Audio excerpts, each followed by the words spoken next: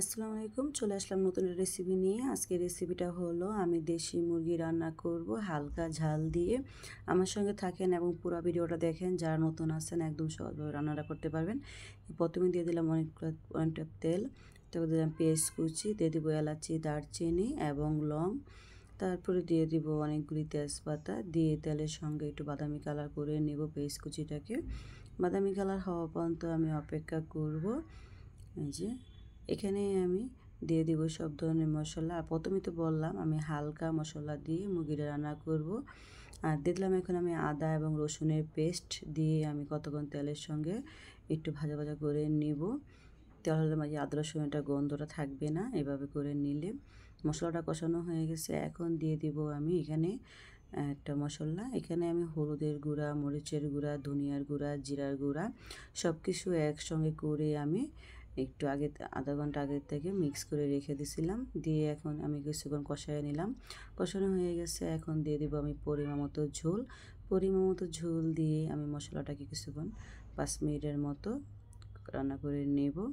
তারপরে কিন্তু আমি ওখানে মুরগিটা ধুয়ে পরিষ্কার করে নিয়ে নিচ্ছি।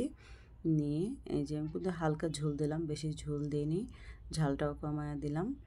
দিয়ে এখন দিয়ে দিব আমি মুরগিটা দিয়ে আমি ভালো করে মিক্স করে নেব। এই যে মশলাটা কষানো হয়ে গেছে। এই যে মুরগিটা কিন্তু আমি বলছি না ধুইয়া পরিষ্কার করে নিয়ে নিচ্ছি। এখন মুরগিটা দিয়ে আমি মশলার সঙ্গে মিক্স করে নিয়ে নেব। এভাবে করে ভালো করে মিক্স করে আমি ডেকে বসিয়ে দেব। তারপর চলে আসতেছি 10 মিনিট পর। 10 মিনিট হয়ে গেছে। দেখেন তরকারিটা আমার একদম ভালো করে বলক চলে আসছে। এখন আমি নাড়াচাড়া করে একটু মিক্স করে নেব। আর দেশি মুরগি তো দেখেন একদম হাড্ডি, তাই একটু বেশিক্ষণ কষায় রান্না করলে ভালো লাগে। এখন আমি আবার ডেকে দিলাম, চলে আসছি 10 মিনিট পর। 10 মিনিট হয়ে গেছে। এখন আমি আবার একটু নাড়াচাড়া করে একটু মিক্স করে নিয়ে নেব। আর এভাবে মুরগিটা রান্না করলে কিন্তু অনেক স্বাদ হয়। এই যে এখন আমি আবার ডাইখা দিব, চলে আসতেছি 10 মিনিট পর। 10 মিনিট হয়ে গেছে।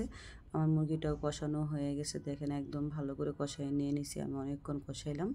এখন দিয়ে দিব আমি পরিমাণ মতো ঝোল। আর ঝোলটা কিন্তু আমি গরম পানি অ্যাড করছি। আমি একটু ঝোল রাখবো থেকে ঝোলটা বেশি দিছি। আপনাদের পরিমাণ বুঝে আপনারা ঝোলটা দিবেন। দিয়ে এই যে এখন মিক্স করে এখন ডেকে বসায় দিব। তারপরে চলে আসতেছি আমি 10 মিনিট পর।